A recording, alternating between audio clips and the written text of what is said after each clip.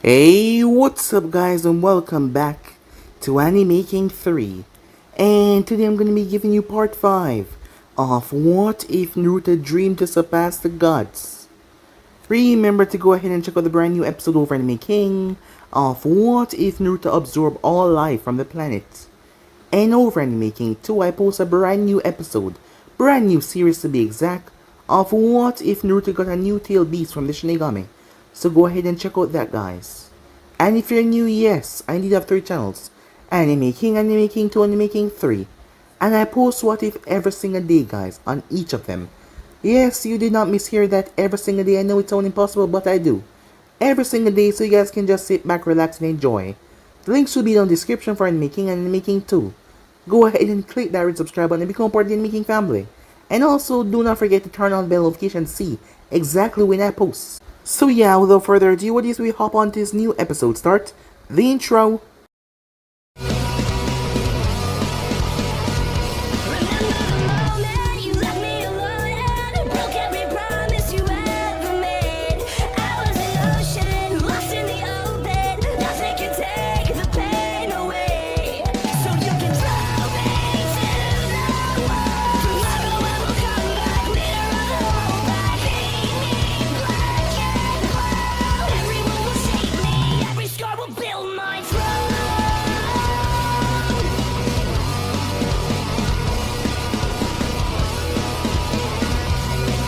So the last spot we left off, it has been a week since the Konoha team had returned back to the village. Naruto did not come back with them. The simple note that Kakashi got was that he would be back soon, his mission was not done yet. He also gave a note to the Hokage that was saying the same thing. Hiruzen realized that Naruto must have caught on to something that Gato was a part of that would directly or indirectly affect the Fire Nation. Seeing that the Hokage was not worried that Naruto being gone for so long, as Hiruzen told Kakashi to let his team take on a few more direct missions until Naruto returned, as he didn't know how long it would take though. So with that, a week had passed. Ino was getting more and more frustrated as Naruto did not come back with them, nor did she see him, as she wanted to talk to him but she could not find him anywhere. But news had spread. As Zabuza was the one behind it, it seems like he had leaked the information. Naruto said that you want to be the world's strongest. Well, people had to know about you. He was in the bingo book as an A-rank missing nin, with even a bounty on his head, the Hidden Stone station to collect it. The Hidden Stone always was out to get rid of Konoha, popular ninjas. But it was no surprise given what his nickname was, the Goose. People were startled. Yes, they had saw his smaller form, some of them, but most time he was never seen, so they were surprised he was a kid, and why he was a genin most did not know. But people in Konoha were surprised. Not the civilians though, but the higher-ups. Especially the Jonins, Kurenai, Kakashi and those. Well, Kakashi wasn't surprised. The others were surprised for Kakashi, knowing that the Ghost was on his team. As it made sense now to Asuma, it made a lot more sense now. Naruto finally returned back to the village, as he told Hiruzen that Gato had a son. This news was, well, never out there because Gato had a lot of enemies. But Naruto had trailed that information back. The guy was in his late 20s. He was a part of the drug smuggling deal, and a lot of corrupted things. Let's just say that Naruto had eviscerated all and every single link that he had with the Fire Nation and the company as well. Before he died, he decided to make a generous contribution by wiping out his father and his account and give it all over to Naruto. As Naruto gave Hiruzen a check with a few billion Ryus that he could use to help the village. As Hiruzen was sure that Naruto had compensated himself quite well for this mission. So with that, he told Naruto that he should go get some rest. So Naruto went home. Some time passed as Ino finally got the address from the Hokage as Naruto told him that it was okay. She came over only to see Naruto with a woman. At first she started to get jealous because this woman looked nothing like him, so she doubted that it was his family. Not to mention Naruto's house was rather expensive.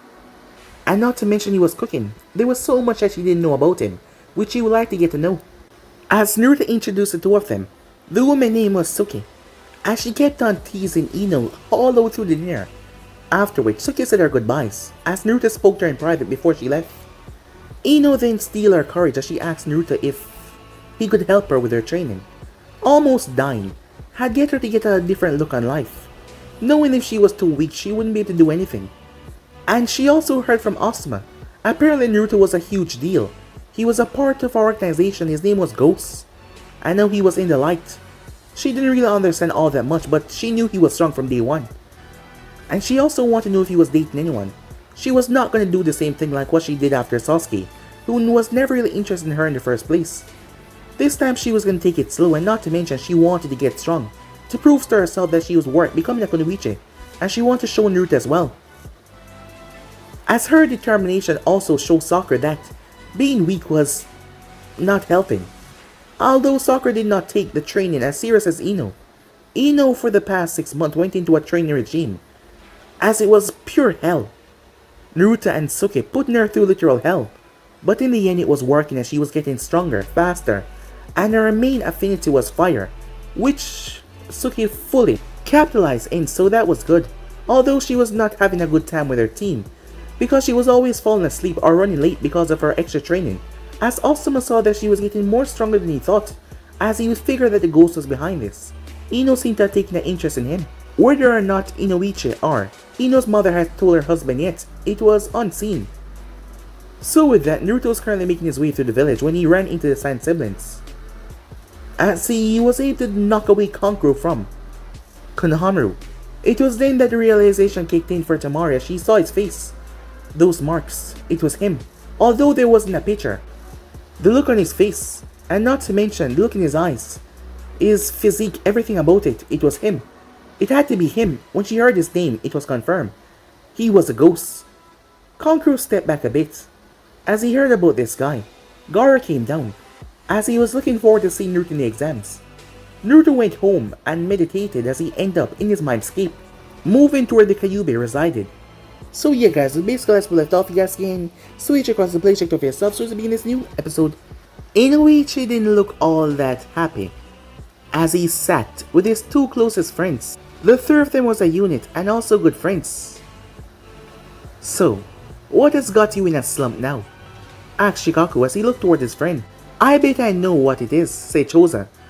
Inoichi glanced towards him. Do you now, he said. Let me guess, it has to do with your little girl.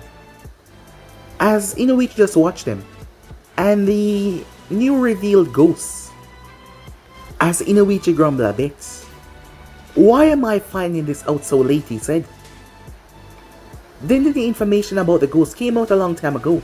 Asked Shikaku. Yes, but I never knew that my little girl and him was so close. What's the big deal, Choza asked. Have you forgotten who the ghost is? Asked Inoichi.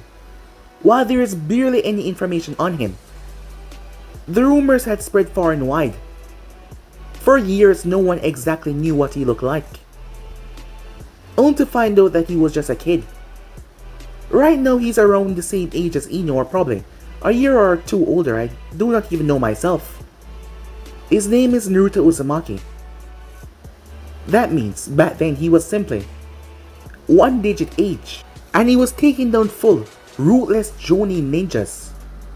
Not to mention his record in the bingo book right now is A rank, and he's just a child. I just don't think my little girl is ready for someone like that. The things that he has been through in Anvu. As Shikaku sighed at that, you know, if you tell her that, she's just gonna be more defiant. How did you find out anyway? I heard her and her mother talking this morning, yet no one told me about this. I did not say anything to either of them because you're right. Knowing how Ino is, if I try to tell her no, she would try to go behind my back. As much as I love my little girl, she does listen to me all that much, Inoichi said. Troublesome, said Shikaku. But how do you know that the ghost is a bad guy? I mean, he is a comrade. I'm not saying that he's a bad guy for the village. In fact, he is one of the people in the shadows that kept this village running. Although I have no idea why he's now a genin. While he is the same age, he has too much experience. Remember, he was a part of Anvu, and my little princess is not ready for that. You're acting like she doesn't have any self-control. I'm not saying that, said Inoichi. My little girl is not ready, he said. As this guy was known to be a harbinger of death, there were stories, there were names that were given to this guy. Inoichi has never really seen it output. Are most people within Konoha, most of the Jonins. Some of the Anvus didn't even see it because he went on missions by himself most times. But he had a group in Anvu. A few select people. And some rumors went out about how dangerous he was. And his little princess had just became a ninja. He scratched his chin as he thought about her growth. Lately she has been asking about a lot of scrolls regarding their clan techniques.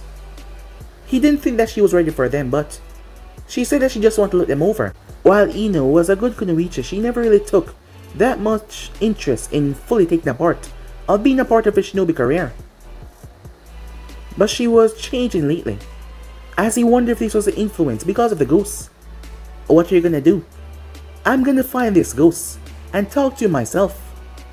What are you gonna do? Tell him to stay away from your daughter? Asked Shikaku. If I have to, yes. And what if he does not? Oh, trust me, said Inoichi. He will listen. As the other two men simply laugh. What's so funny? Well, you know that this can backfire big times. Because if you tell your daughter what you said to him, well, she's gonna be really angry at you. And knowing you always trying to do whatever it takes to please her, would give in sooner or later. Well, this is not something I'll give in on. He's too experienced, and that is final, he said. Whoa, we're not the ones you're supposed to be angry at, they both said, raising their hands. As he just remained quiet from there, as he didn't like this new situation one bit. Meanwhile that was going on, the mightiest beast within the elemental nation, the Kyuubi, the strongest tail beast, despite having 8 tails, just one lower than him, the Jaiki could not even stand up to the mighty form of the Kyuubi. That was just how powerful the Kyuubi was. As he had held on to the moniker of the strongest tail beast, no ordinary sealant could hold him. That was just a testament to its power. At the moment he was lying down lazily. His paw was rested on his head as he looked on towards the human in front of him. As the child stood there with an impassive look on his face. The child was an enigma. He was far different from his previous host. Mito Uzumaki restrained him, saying that he could never allow to be freed. He was what kept the balance, the shifted power. Kushina Uzumaki told him the same thing. Their chakra was dense and powerful enough to keep him restrained. In Kushina's seal it was painful. There was a huge pike drive through his stomach as he was chained up. It was the same thing that happened inside of here. This child, while he more took after his father, everything else, chakra included, he took after his mother. The only thing that he got from his father mostly was a bit of his personality, but his mother chakra was what he got. At first Krama was frustrated because when he ended up in here, for the first 4 years of a child's life he was wrapped up in chains. As a child's body was like a completely defense to his power, he could not spread even a bit of influence. And things became worse when he started to train in the pathetic art of Anvu. He could not see. He could only barely hear a few whispers sometime when he truly focused. But that was still angering him. He could barely hear, but he heard. The child was being trained in how to control his emotions. This child has never been face to face in a situation where he had to get mad. He faced stronger opponents, but he never allowed his temper to rise. He always kept a calm, cool, steady head just like his father. He was always ready. He was always prepared. Things, they hardly caught him off guard. In the younger days, yes. But when he found out about him, the first thing he did was come in here. When he saw the state Krama was in, Krama thought that he would tell him the same thing, but something strange happened at that moment. The child apologized for having him like this. The child then proceeded to release him. He was still stuck behind the bars. But still, the chains, they receded, allowing him more mobility and more freedom. And not to mention he could also hear what was going on outside now fully, and see a bit a few times. He was confused. He expected the child to beg for his power, but the child did not. He just apologized and then left. Years went by and the child kept on visiting. over and over, saying that no one should be left alone, like he needed company from this brat. But thus the years passed, he kept on visiting him. That was when the crucial situation happened. Well, the crucial information telling. The third Hokage knew that Naruto was no idiot.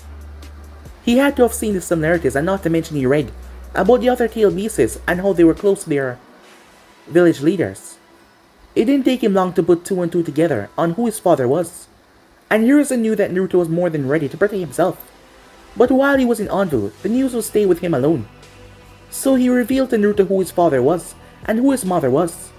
Thus he started to give Naruto books in Fuinjutsu and notes, equipments that his mother and father left behind. The house had been destroyed that his mother and father used to live in the Kyuubi attack, but there were several secret locations where things steal away.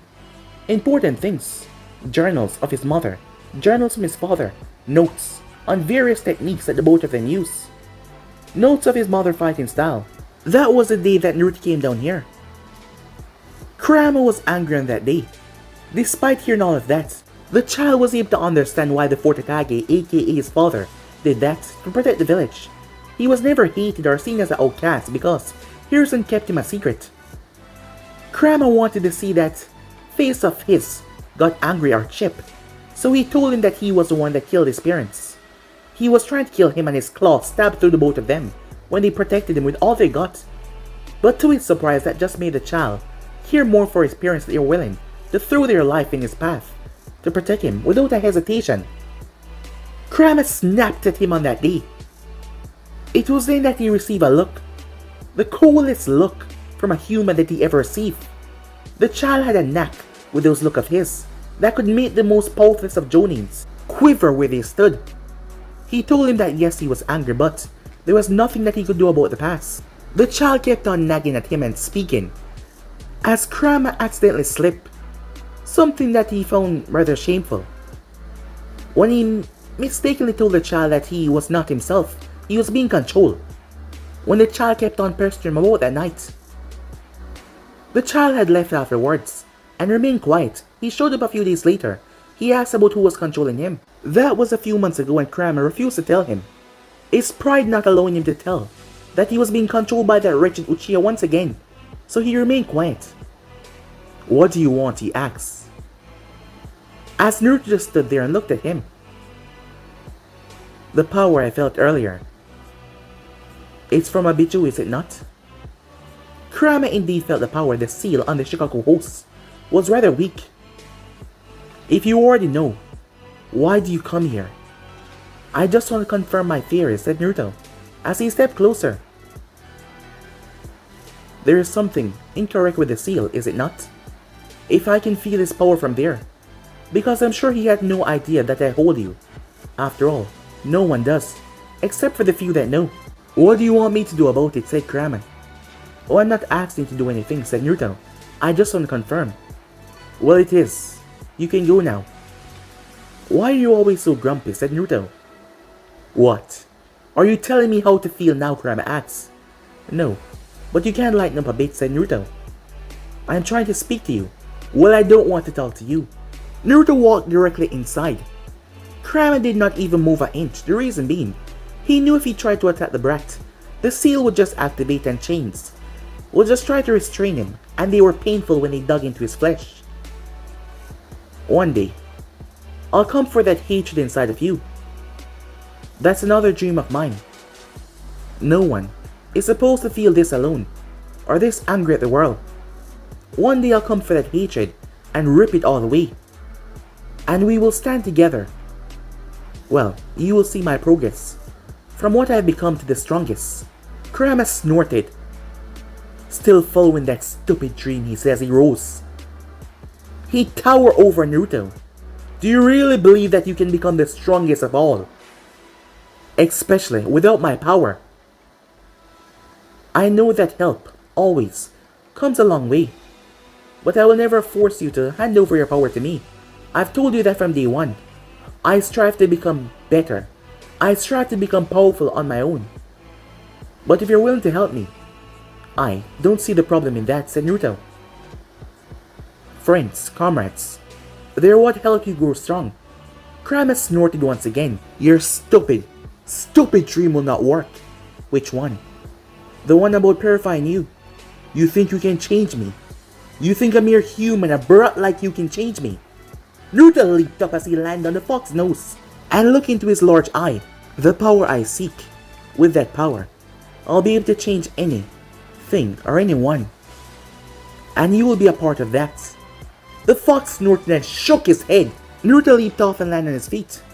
I presume you're still not going to tell me who was controlling you. As Kurama simply growled. One day, said Naruto, I know that your pride is in the way right now, but one day, I hope we can be friends, and you can rely on me, and I can do the same for you. Kurama huffed and turned around, ignoring the brat. As Naruto walked away, Kurama glanced towards him, and something caught his attention. He blinked several times, because for a moment there he saw a spectral that surrounded Naruto.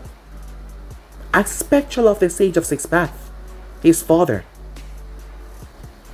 As he shook his head in anger, why was he seeing that? That mere child can never become as strong as that man once was. That was the epitome of power. That was the epitome of strength. That is what it meant to be a god. But this child, as he watched the child fade away from the mindscape. Time skip. Tomorrow was June exams. Harrison had a lot to do before then, as he was currently writing. He felt the presence in the room as he looked up, to see Naruto looking down at him. Ah, Naruto, I'm quite busy today. How may I help you, he asks. This will be quick, said Naruto. Do you know that the Sun has sent their Jinchuriki to Konoha? Yes, I've heard about that. Have you met him? Yes, Gaara. But I don't think he should be here. Harrison raised an eyebrow. Why is that, he said. He's unstable. Harrison stopped what he was doing. I have heard the rumors and the talks. And from what I've picked up on, is that he's a bit unstable for real. Have you seen anything to prove this? I felt it. The chakra inside of him is well, out of control. The seal is not powerful enough. Do you think this is an aggression of war? Said Naruto. Harrison raised the eyebrow. And what might make you think that? I've noticed a few lost connections between us and the Sand lately. Naruto has been here with him many times before, so he knew what he was talking about, not to mention, he's been on many envoy missions. That doesn't mean that they want to start a war, Naruto Harrison said. Listen to me for a few seconds, said Naruto.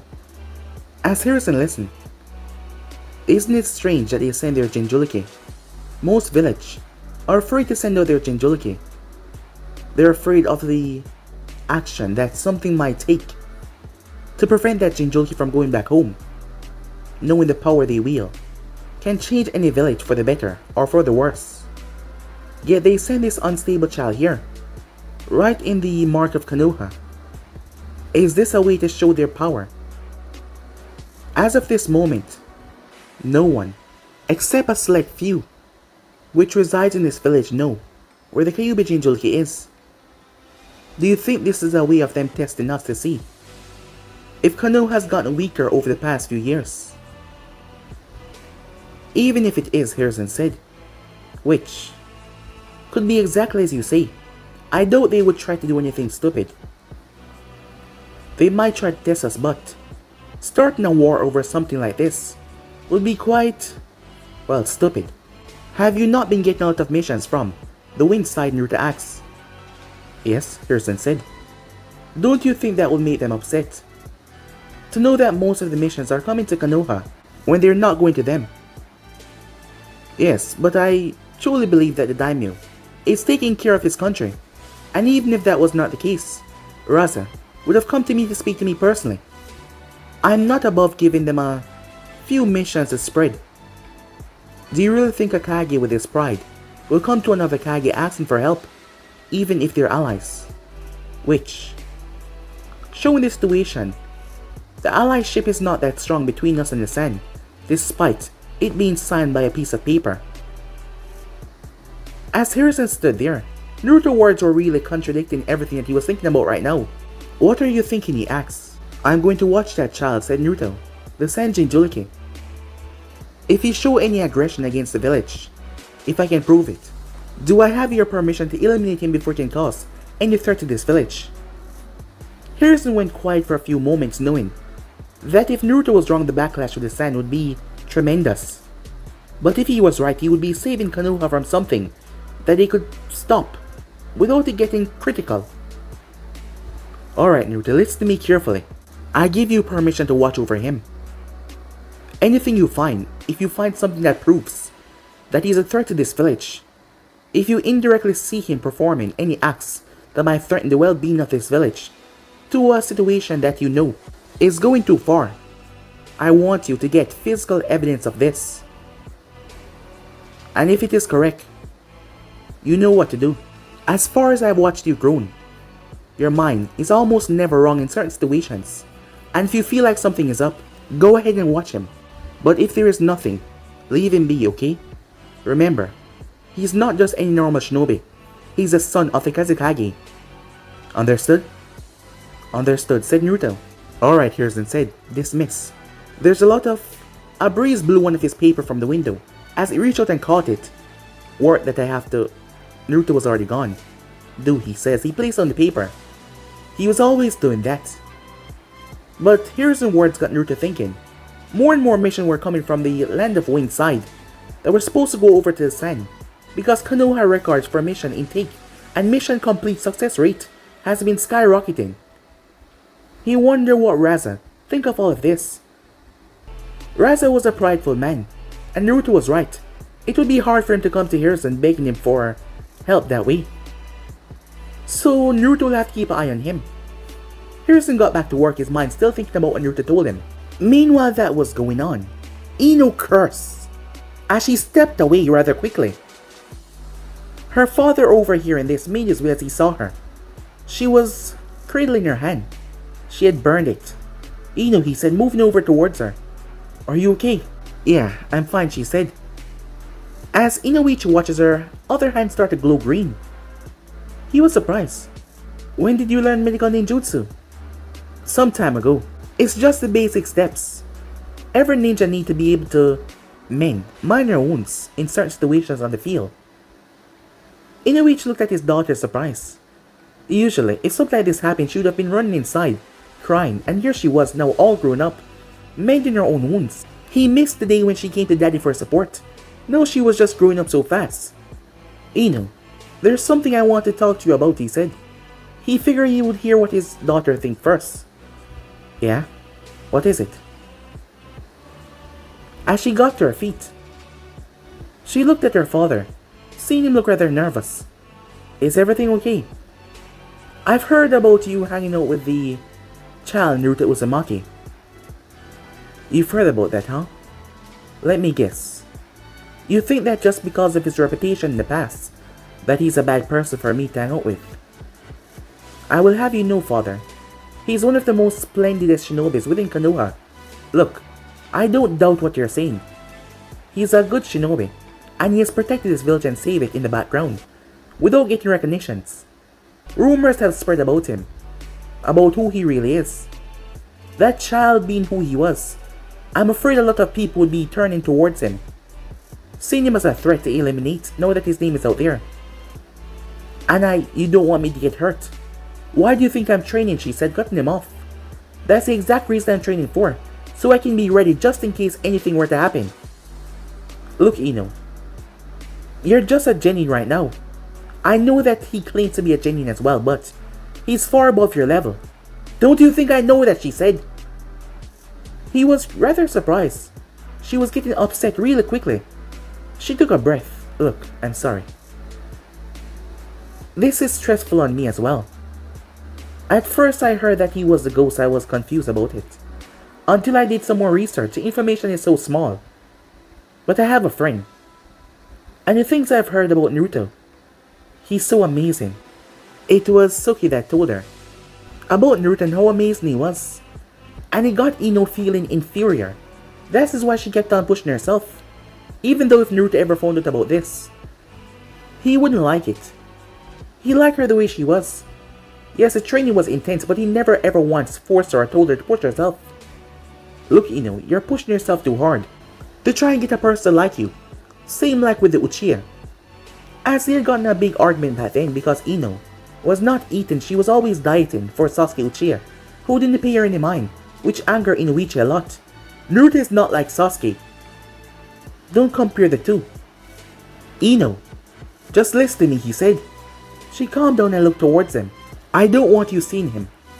Ino looked at her father like he had just said the most shockingest thing in the world. What? I said I don't want you seeing him. Look, you will understand when you're older why I'm doing this. He knew that this would make her angry at him, but it's better to her be angry and keep her safe. With the whole situation, there will be a lot of people that will be after him, and Ino was not ready for that kind of spotlight yet. She was too young. That child has never entered this household, and he will not. So do not try to think you can go behind my back and invite him over to meet your mother. I will speak to her after this. She needs to know the full situation regarding this child. So my option, the both of you dating or starting anything, is no. Do you understand me, young lady? He said, as he chose to take the harsher, direct approach, knowing that she will be angry anyway. But to his surprise, her expression leveled out. Yes, I understand, she said. Ino, I am not joking. If you go behind my back, I understand, father, she said. That hit him rather hard. She always said daddy. Now to hear her call him father, and look in her eyes.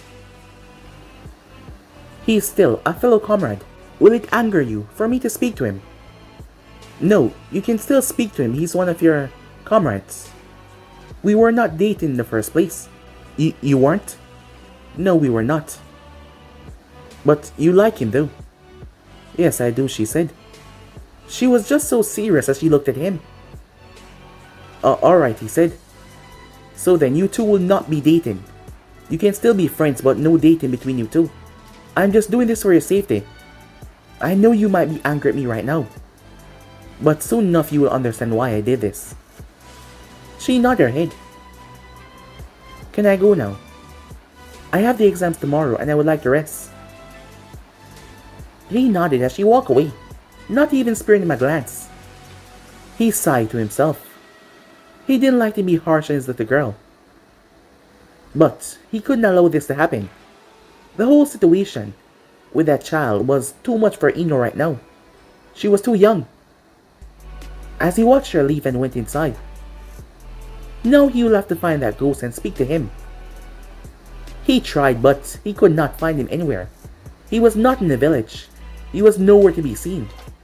He also went by the training ground of Team 7, but no one was there. He tried to find Kakashi. He did, but Kakashi had no idea where Naruto was. He had gave them the day off because tomorrow was the exams. Kakashi was asked where Naruto lived. Kakashi did not know. Inoichi could not find Naruto, so he had to return home. His daughter was in her room sleeping when he got back. Not that she would be much up for talking. He spoke to his wife that night, who was against what he was talking about. At first, but when she found out, she was a bit hesitant. She loved her daughter and she didn't want to see her in danger.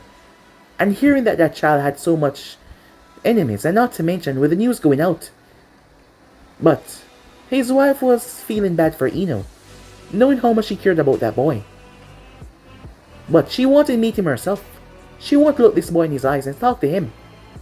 But she's never got to meet him because Ino would never bring him over, and know that her husband was against it. Well, it seemed like she would have to just find him herself. Time skip. Team 7 arrived towards the academy.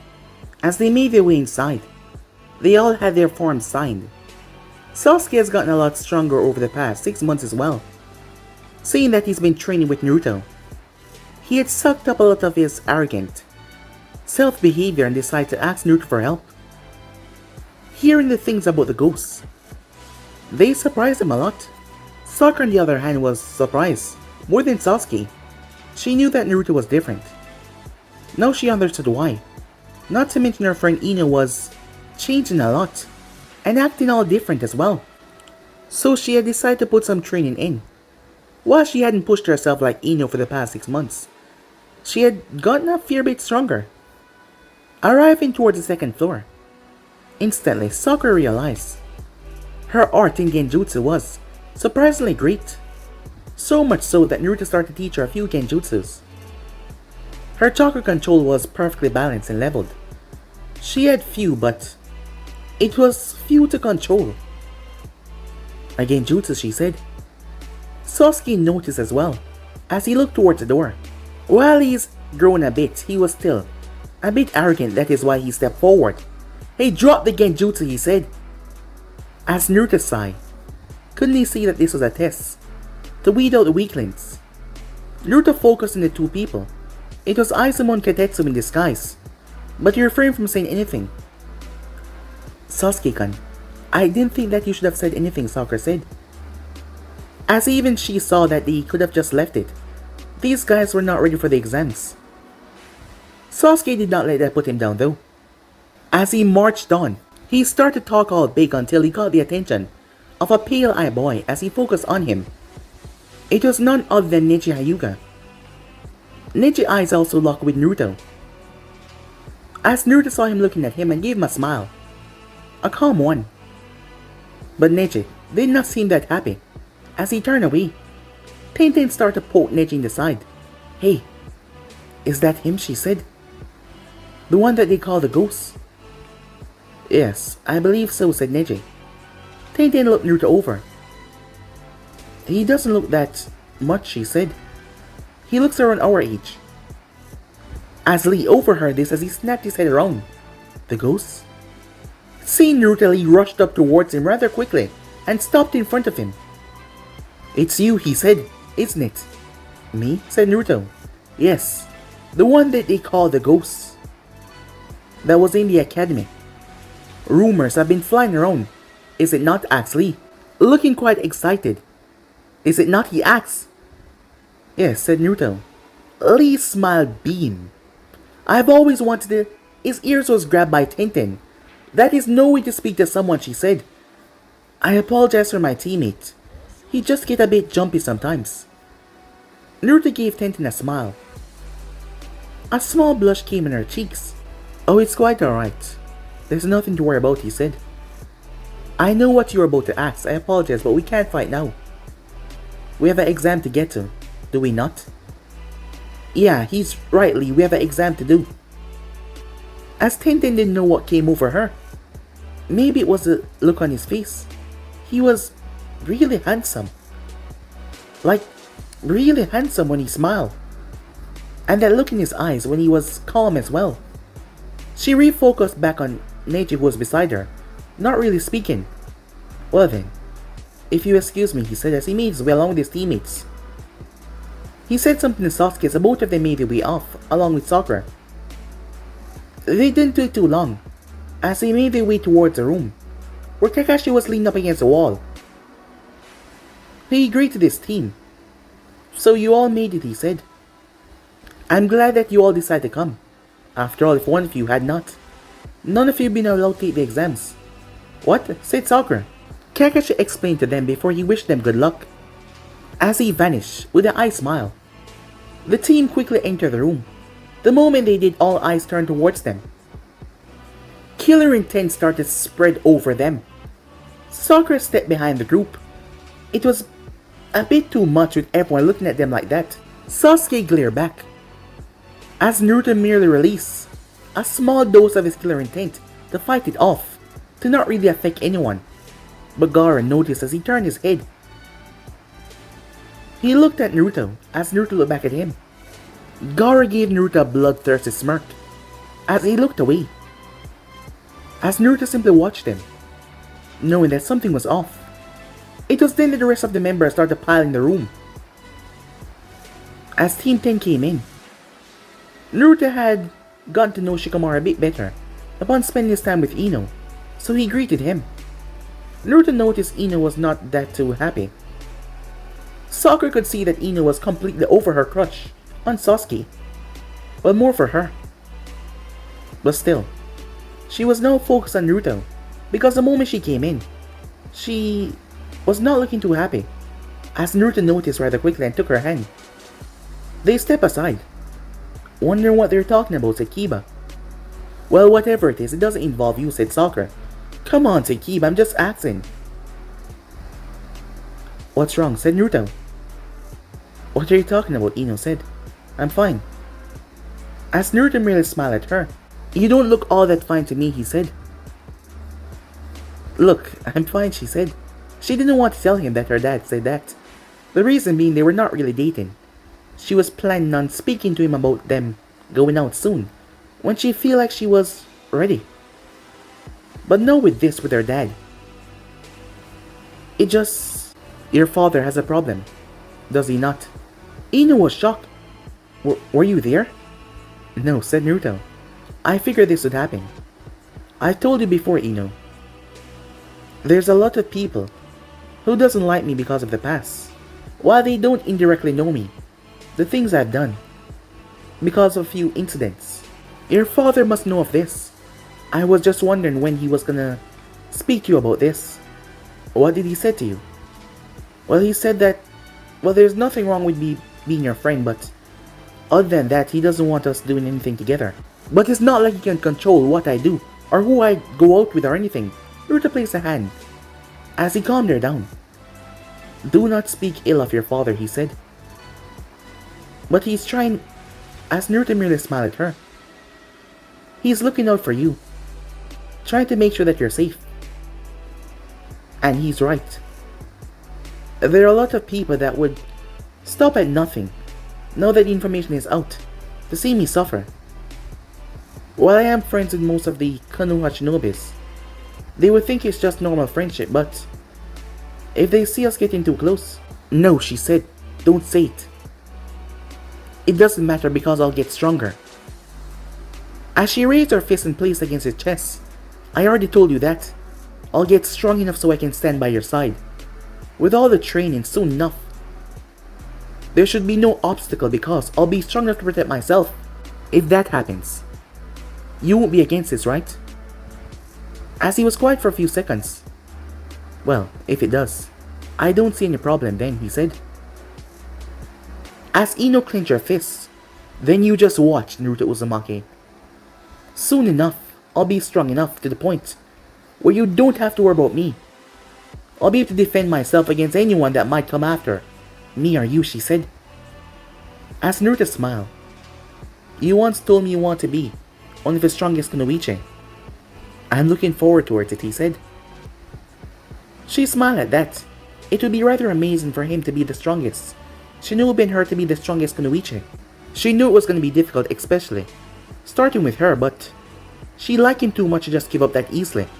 And she would not. She also had something to prove to herself as well, that she can become the strongest Kunoichi. It was then that Naruto's gaze turned. Ino saw him looking at someone. A guy that was speaking to the Konoha team, mostly to Sasuke. He had white hair and glasses. Ino saw a look in his eyes that she's never seen before. Was it anger? Was it suspicion? Was it a mixture between them she didn't know? Hey, what's wrong, she asked. He noticed her as his look went back to normal. Oh, everything's alright, he said. As Naruto walked over, Kabuto Yakushi felt the feeling behind him as he turned. Naruto gave him a look. As Kabuto just looked back at him. Ah, you must be Naruto Uzumaki. Yes, how do you know my name? Well, judging from your features, almost everyone around here know your name, especially within Konoha. Ghost, he said, with a small smirk. Yes, a pleasure to meet you, said Naruto as he extended his hand. And what might your name be? Kabuto held a hand with Naruto. Kabuto Yakushi, he said. As the exchange between them was rather tense, the Konoha Shinobi confused. What's going on, said Sakura. I don't know, said Sasuke. Do they know each other? As they broke the connection, Shikamaru asked, you know him? No, said Naruto. Then what was that? What do you mean, said Naruto. That was a bit tense.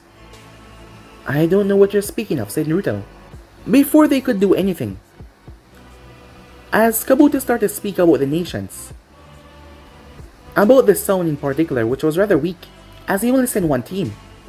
A few sound ninjas decided to show them what was weak. Dosu, Zaku, and Ken decided to move to attack Kabuto, but Naruto stood behind him, so when he turned, his eyes locked with Dosu. The mummified ninja came to a stop. He was the one that had used the gauntlet to put Kabuto on the ground so that the others could attack him. So him freezing up was not a part of their plan. And it brought the surprise attack, caused Kabuto to turn. What the hell was that? Zaku asked. Dosu swallowed thickly. His entire body froze. It was almost like when a predator was coming after its prey, and the prey flight or fight instinct kicked in. But his body chose flight. He wanted to run, just a mere glance in those eyes. It scared him. Before he could say anything though, the proctor came in the room. As he came in a lot of names. Alright everyone, he said. I am Ibiki Marino, the proctor of the first exam. Let's get to work, shall we? Time skip. Naruto was already done with the questions. After a good 10 minutes, they weren't that hard. He had already figured out the reason for the tests, but there was no need for him to help his teammates. Sakura was immensely smart, and not to mention Sasuke used his Sharingan to his advantage. The both of them figured out the tests rather quickly. Well, Sakura didn't really figure it out, she was just that smart. But that was not what was occupying Naruto's mind. Kabuto Yakushi. He had seen that face before, but he wasn't wearing a Konoha headband. That guy. He was not a Konoha ninja the last time he saw his face. He was wearing a different headband. Could he possibly be a spy, Naruto thought to himself.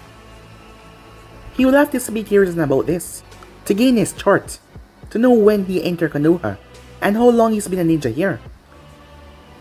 From what he said, he's done this exam 7 times before, and those numbers were just not adding up.